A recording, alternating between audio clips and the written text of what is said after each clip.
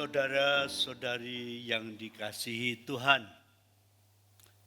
dalam bacaan pertama tadi kita mendengar bahwa akan datang Raja Damai yang akan menerangi dunia ini.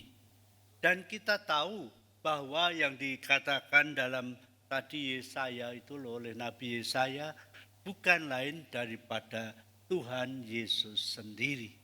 Sehingga Yesus datang memang kita lihat sekarang itu menjadi katakan Raja Damai dan seluruh dunia. Sehingga barang siapa percaya kepada Yesus akan diselamatkan. Dan saya kira kita bersyukur kepada Tuhan bahwa kita boleh mengenal Tuhan Yesus itu. Dan ini saudara-saudara yang terkasih, kita boleh mengenal Yesus bukan karena kita baik, nah ini saya kira penting, tetapi karena Tuhan itu maha baik. Bukan kita yang memilih Yesus, tetapi Yesus yang memanggil kita. Sebab seperti dikatakan dalam surat 1 Yohanes itu, Allah yang lebih dahulu mengasihi kita. Sebelum kita dilahirkan, bahkan Tuhan sudah mengenal kita. Jadi Allah yang lebih dahulu mengasihi kita, bukan kita mengasihi. Tapi bila kita kemudian menerima, terbuka terhadap karya Allah itu, panggilan Allah, rahmatnya, maka kita pun bisa mengasihi Allah. Dan kita bisa mengasihi Allah dan mengasihi sesama saudara kita. Justru dalam dewasa ini kita dipanggil untuk lebih-lebih saling mengasihi. Dalam suratnya tadi Santo Paulus mengatakan supaya kita itu betul-betul juga sebagai murid-murid Kristus saling mengasihi, saling membantu. Dalam misalnya itu orang-orang Kristen pertama, itu ada satu peristiwa yang menarik sekali. Orang-orang bukan Kristen waktu itu melihat orang-orang Kristen itu dan mereka heran. Lihat betapa mereka itu saling mengasihi. Dan inilah tanda yang saya kira yang juga harus menjadi pedoman hidup kita supaya kita juga saling mengasihi, saling membantu, saling menolong. Dan itulah saya kira tanda kita melakukan semuanya itu karena apa? Karena Allah lebih dahulu mengasihi kita. Dan sebagai balasan terhadap kasih Allah itu bagaimana? Ya, kita memang harus mengasihi Allah, tetapi kalau kita mengasihi Allah, kita juga harus mengasihi sesama kita, saudara-saudara kita. Jadi ini merupakan satu panggilan bagi kita dan satu rahmat. Kita dimampukan untuk itu bila kita betul-betul lebih mengenal Yesus, bersatu dengan Yesus itu. Maka ini saya kira sangat penting sekali. Dan saudara-saudari yang dikasihi Tuhan, minggu ini adalah minggu yang diajak untuk seluruh gereja dan seluruh gereja Katolik untuk persatuan umat Kristen. Jadi karena sekarang ini memang gereja terpecah-pecah ya. Dulu pada permulaan hanya ada satu gereja saja, tapi kemudian menjadi pecah. Lalu ada reformasi itu, lalu gereja Kristen pecah di mana-mana dan sebagainya. Sampai sekarang yang saya kira paling besar itu gereja Katolik dimanapun satu. Sebetulnya itu. Sehingga kalau Anda misalnya orang dari Indonesia ini pergi kemana, ke negara lain, lalu ikut misah, baru mungkin bahasanya sekarang bahasanya berbeda.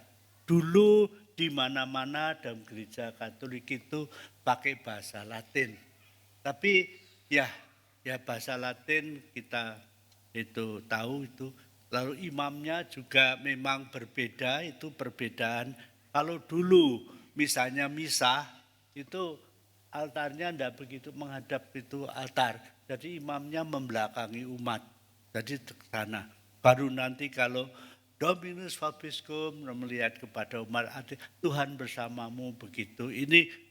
Tapi sekarang memang sejak Konsili Vatikan kedua itu dirubah, yaitu karena memang perayaan Ekaristi itu untuk umat memang itu. Jadi Tuhan memberikan itu sehingga misalnya altar sekarang menghadap umat. Kalau dulu tidak, altar itu imam itu menghadap ke altar, tidak menghadap umat. Nah ini sekarang berbeda. Tetapi saudara-saudari yang dikasih Tuhan, sekarang ini memang kita melihat ya, karena itu Minggu Persatuan gereja-gereja, begitu banyak gereja, kecuali gereja Katolik itu dimanapun satu ya.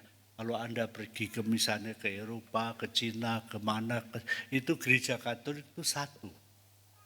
Bahasanya mungkin sekarang tidak mengerti, tapi toh tahu, oh ini perayaan Ekaristi, ini nanti waktu ibadat sabda, terus waktu konsekrasi dan semua itu sama. Jadi dimanapun sama. Nah sekarang ini ada persatuan doa supaya menjadi satu. Orang-orang Kristen yang terpecah-pecah itu menjadi satu di dalam Kristus. Dan ini saya kira kehendak Tuhan.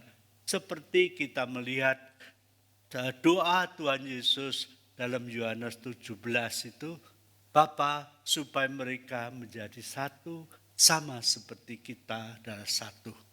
Dan ini saudara memang mengapa sekarang itu terjadi bahwa inilah panggilan Tuhan untuk kita supaya kita bersatu. Bersatu dalam arti ya kita pokoknya itu pada Yesus Kristus, kita percaya pada Yesus. Kalau kita percaya kepada Yesus, kita mengasihi Dia, kita juga harus mengasihi sesama kita. Dan ini juga itu kehendak Tuhan supaya itu, karena itu kita berdoa ya, itu supaya gereja-gereja bersatu. Memang dalam penampakan Bunda Maria di Fatima melalui Lucia itu dikatakan bahwa suatu saat akan ada satu gereja saja, yaitu gereja Katolik Apostolik, kalau itu bersatu. Dulu permulaan ada perpecahan antara gereja Ortodoks dengan gereja Katolik. Sekarang itu sudah bersatu. Bersatu, jadi mengakui satu iman.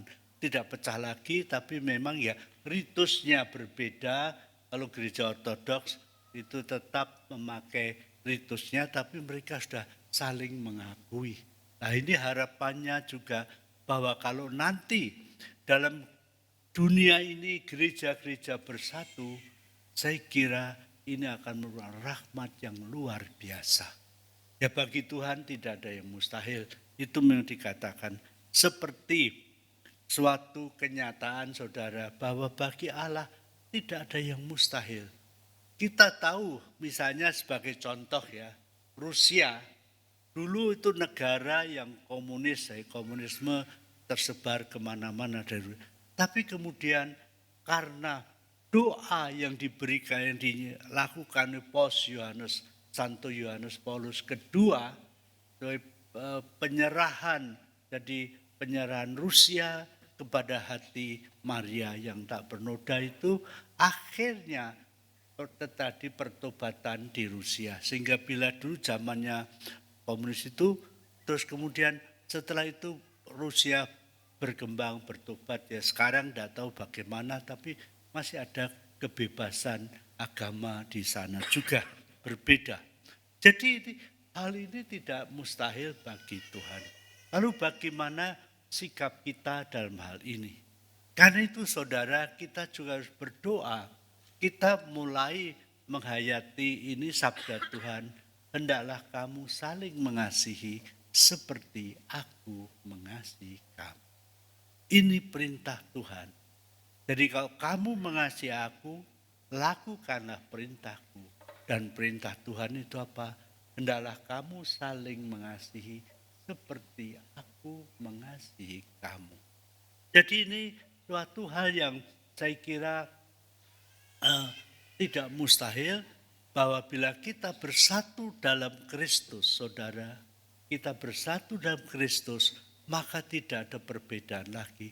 Tidak ada perbedaan suku, tidak ada perbedaan bangsa, dan lain-lain. Atau kedudukan sosial dan macam-macam. Tetapi kita akan menjadi satu. Satu dalam Kristus. Dan ini merupakan satu rahmat. Ya, ini saudara sebagai contoh kecil ya. Lihatlah frater dan suster kami ini di sini. Ini terdiri dari macam-macam suku dan bangsa. Ya, kalau sekarang ini ada juga yang dari Vietnam, dari Cina, dari Indonesia, ya berbeda-beda, dari Malaysia. Tapi mengapa bisa bersatu? Ini contoh kecil ya saya katakanlah. Ya lihat ada dari Vietnam, dari mana itu. Dan dari Indonesia pun sukunya macam-macam. Ada orang Flores, orang Batak, orang Jawa, orang Tionghoa. Tapi kok bisa bersatu? Nah kalau ditanya mengapa? Nah ini mengapa? Nah, saya masih ingat dulu di waktu di Ngadireso pada awal mula kami tinggal di Ngadireso para suster ya. Penduduk sekitar itu juga heran. Karena waktu itu susternya ada orang Jawa, orang Flores, orang Tionghoa.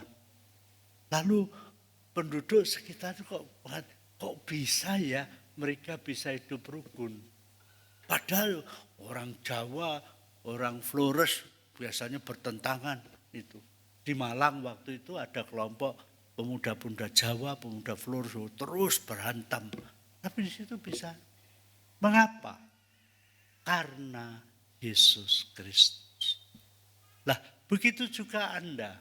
Bahkan dalam keluarga pun sekarang ini saudara, karena itu saya anjurkan supaya keluarga-keluarga Anda tetap bersatu, berdoalah bersama.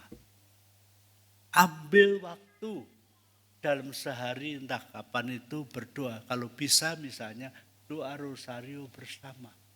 Supaya dalam keluarga nanti betul-betul bisa orang tua saling mengasihi. Karena sekarang ini pengaruh-pengaruh media sosial itu justru melawan iman Kristen, melawan moral Kristen. Jadi misalnya itu anak-anak tidak usah taat kepada orang tua dan sebagainya.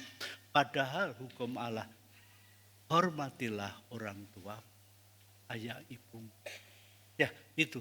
Jadi kalau dalam keluarga dan saya melihat, saya pernah kenal beberapa keluarga ya, yang tiap-tiap hari berdoa bersama. Dan memang mereka menjadi rukun. Orang tua, anak, hubungan itu rukun-rukun. Tetapi ada juga keluarga yang tidak berdoa, berantakan. Orang itu anak melawan orang tua dan sebagainya. Nah, padahal kita dipanggil pertama-tama dalam keluarga itu untuk saling mengasihi. Bagaimana caranya? Yaitu pertama, tadi coba Anda berdoa bersama. Lalu juga membaca firman Tuhan. Kalau Anda bersandar pada firman Tuhan, membaca firman Tuhan, walaupun kadang-kadang ya ada gesekan-gesekan, tapi bentar bisa dihilangkan itu. Lalu saya kira ini penting sekali untuk kehidupan keluarga. Dan memang saya kenal beberapa keluarga yang sangat harmonis karena mereka berdoa bersama dan kadang-kadang mereka membaca kitab suci juga itu. Jadi itulah saya kira ini. Dan kalau demikian sudah di dunia ini Anda boleh mengalami damai sukacita yang nanti menjadi kepenuhan di surga. Tetapi kalau tidak, sudah di dunia ini Anda mengalami neraka, pertentangan, saling membenci dan sebagainya. Lalu inilah permulaan neraka. Ya, di mana itu nanti saling membenci dan sebagainya. Dan sudah di dunia ini sudah tersiksa. Yang membahagiakan manusia bukan harta, bukan ilmu pengetahuan, bukan kemampuan luar biasa. Tetapi yang membahagiakan manusia yaitu cinta kasih. Maka Tuhan mengatakan, hendaklah kamu saling mengasihi seperti aku mengasihi kamu.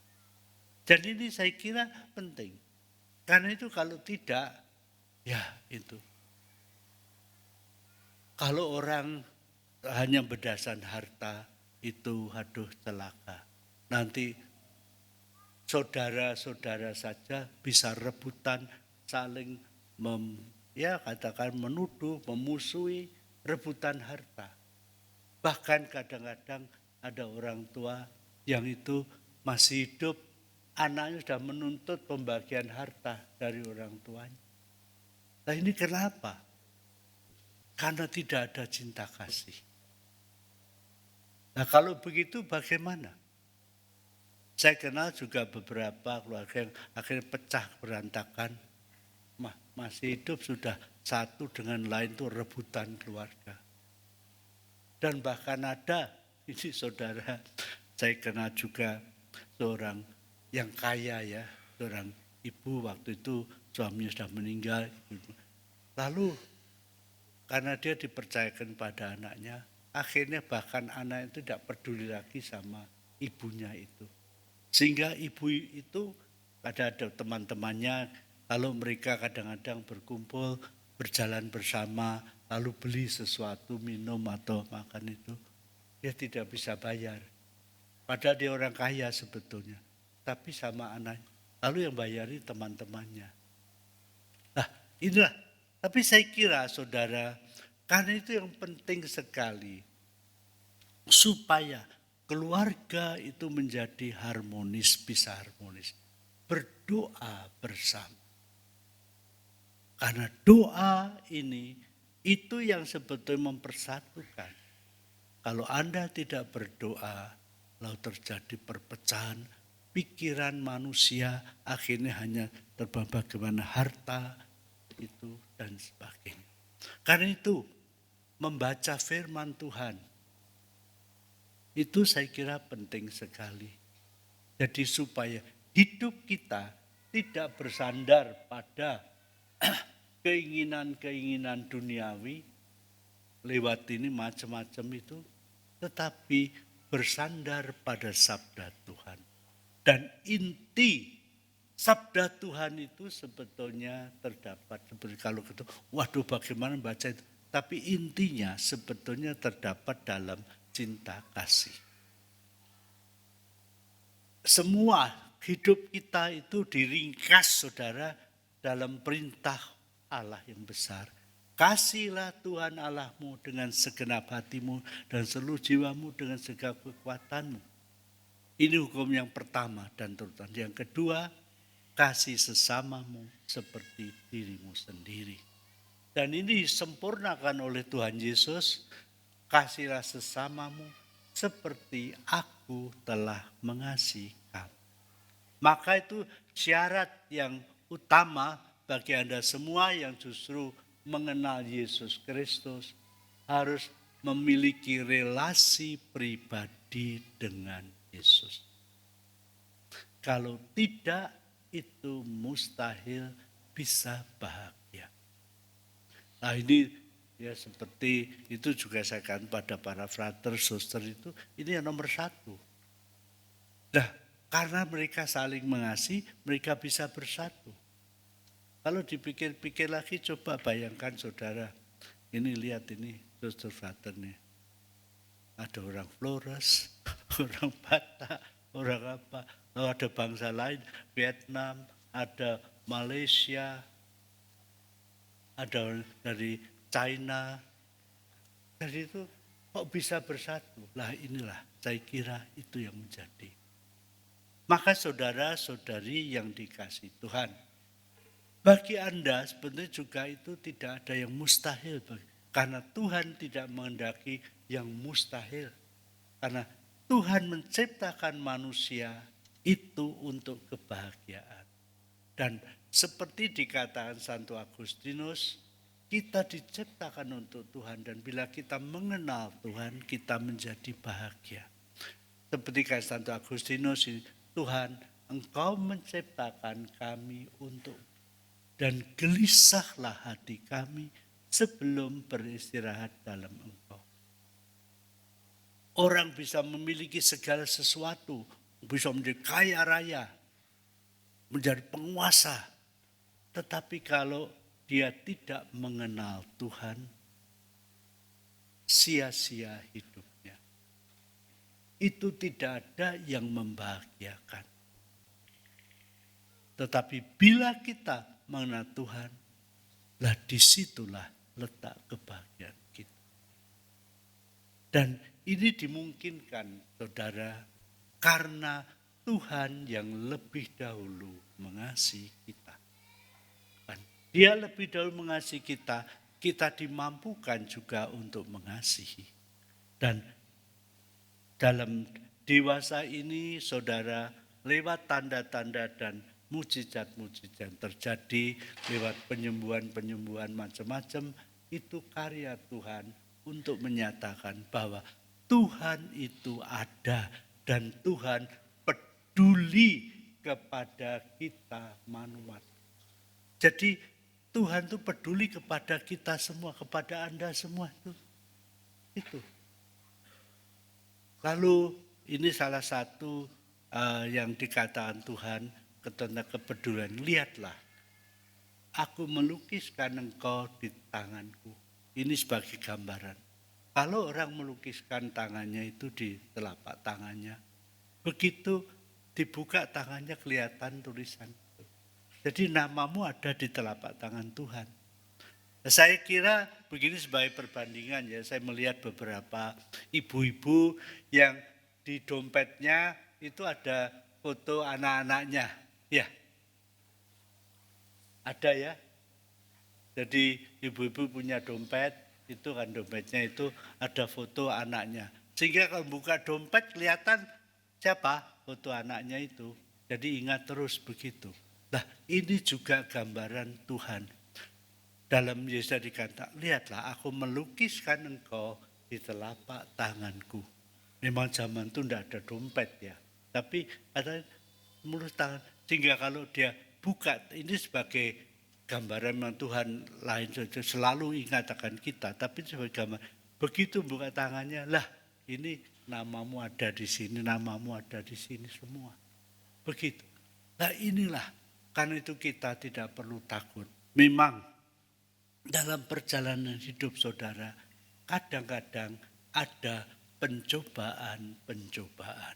Yang sebetulnya dilakukan Tuhan itu lebih-lebih bagi mereka yang dipanggil untuk betul-betul menjadi makin mesra. Itu ada pencobaan sebetulnya memurnikan, istilahnya mungkin pemurnian. Supaya karena kita dimurnikan, kita lebih mampu untuk tumbuh dalam kasih, dalam pengenalan akan Tuhan. Jadi seperti kemarin dulu saudara kita dalam IKSD merayakan itu peringatan Santa Agnes Martir. Itu kalau dipikir Anda mungkin pernah mendengar atau pernah baca riwayatnya, Santa Agnes itu luar biasa. Anak kecil umur 12 tahun, saudara. 12 tahun kami dia sudah tumbuh dalam kasih kepada Tuhan yang luar biasa. Ditangkap karena dia orang Kristen pada zaman itu masih kekaisaran Roma, itu masih anti Kristen. Orang Kristen disuruh menyangkal imannya. Tapi anak kecil ini karena dipenuhi oleh kasih Allah, dia tidak mau. Bahkan mau disiksa dengan macam-macam, dia tetap bertahan. Dan memang Tuhan tidak membiarkan dia, tapi menguatkan dia. Sehingga akhirnya dia dibunuh sebagai martir. Nah, kalau kita melihat ini kehidupan manusia, saudara, itu kita untuk hidup di dunia ini sebetulnya kita itu seperti peziarah. Peziarah kemana? kita berziarah menuju ke rumah Bapa di surga. Setiap orang yang ada di sini, cepat atau lambat, harus meninggalkan dunia ini. Termasuk yang ngomong ini loh ya. Jadi enggak tahulah saya masih berapa tahun di sini. Tapi ya itu bagi saya itu, kalau kita harus meninggalkan dunia, kita tidak takut karena kita pulang ke rumah Bapa. Nah inilah kekuatan kita. Sehingga saya masih ingat ini pada penampakan Bunda Maria di Fatima, Francisco itu yang akhirnya waktu penampakan itu dia umur 9 tahun, kemudian dia meninggal dalam usia 11 tahun. Suatu saat seorang ibu bertanya kepada, engkau mau jadi apa? Mau jadi ini? Oh enggak. Terus mau jadi apa? Nanti mungkin usaha apa? Oh tidak. Oh saya tahu, engkau mau jadi imam. Tidak, saya tidak mau jadi imam. Kamu mau jadi apa? Saya mau pergi ke surga. Umur 11 tahun saudara. Dan waktu itu memang dia meninggal dalam umur 11 tahun. Karena apa? Karena inilah tujuan hidup kita. Memang jalan Tuhan seringkali tidak kita mengerti, tapi Tuhan setia, dia tidak meninggalkan orang yang percaya kepadanya. Seperti 3 bersaudara itu kalau kita lihat, Jacinta, Francisco, Lucia. Jacinta waktu itu penampakan pertama umur 7 tahun, Francisco 9 tahun, Lucia 11 tahun. Tapi kemudian Jacinta meninggal umur 9 tahun, Francisco meninggal umur 11 tahun. Lucia meninggal umur berapa? 97 tahun. Mengapa? Yaitu jalan Tuhan. Karena Lucia mendapat tugas untuk memberi kesaksian, mewartakan Injil kepada orang banyak. Nah ini jalan Tuhan berbeda-beda. Tetapi yang penting ialah bahwa sudah sekarang ini kita harus hidup betul-betul untuk Tuhan. Mengasihi Tuhan di atas segalanya. Maka juga dewasa ini di berbagai tempat saudara, berbagai negara masih ada penganiayaan terhadap orang Kristen. Tetapi kadang-kadang pernah saya lupa di satu negara di Afrika, mungkin di Nigeria, saya lupa itu. Saya melihat video orang dibakar hidup-hidup. Jadi ada seorang ibu, itu ada orang, dia jalan dorong masuk dalam api dan sebagainya, dibakar hidup-hidup. Tetapi bagi kita, ya kalau kita lihat kok jam memang itu tentu saja mereka yang membakar itu pasti juga ada hukumannya dari Tuhan. Tapi yang dibakar karena imannya itu mereka bisa langsung mendapat kemuliaan di surga. Penderitaan itu hanya sebentar, tapi kemudian kemuliaan terus menerus. Nah inilah yang harus memberi kekuatan kepada saudara-saudari yang terkasih. Dan baru-baru ini saya mendapat berita dari seorang ibu yang kemudian kena kanker ya, kanker ganas dan itu. Tapi dia mengatakan begini, dia tahu bahwa waktunya sebentar lagi akan Tuhan. Tapi dia ini juga luar biasa karena dia ya saya menunggu saatnya untuk bertemu dengan Tuhan. Ini luar biasa. Karena imannya itu. Memang kita melihat di dunia ini ada penyembuhan-penyembuhan dan supaya lewat penyembuhan-penyembuhan itu orang tahu mengalami bahwa Yesus ada. Yesus ada. Dan saya kenal juga ini seorang ibu awam ya, seorang awam yang sebetulnya sudah oleh dokter dikatakan dia punya, saya kira waktu itu tumor kandungan mungkin ya. Sudah stadium 4 dan dokter mengatakan waktumu tinggal 1 bulan. Lalu dia datang ke sini. Didoakan seorang frater ya memang itu luar biasa juga. Kemudian dia sembuh. Dia waktu itu dokternya pesan ya. kamu begini, waktumu tinggal itu, dia ke Singapura waktu itu, dia kata, waktumu tinggal, saya lupa, sebulan atau 3 bulan begitu. Tapi usaha jangan sampai kamu jatuh dan pendarahan. Kalau kamu pendarahan, kamu akan terus cepat mati. Lalu dia waktu itu didoakan oleh seorang frater, terus kemudian setelah itu dia sakit perut, merasa sakit. Dia pergi ke WC. Waktu dia duduk, pendarahan. Pikiran, Tuhan, apakah saya harus mati di WC? Tapi aku dia pasrah. Ya sudah, dia pasrah. Tapi ternyata kok setelah beberapa saat pendarahan itu dia keluar, oh saya sembuh. Jadi artinya dia tidak mati tapi saya sembuh. Dan memang kemudian pergi ke dokter, kembali ke Singapura.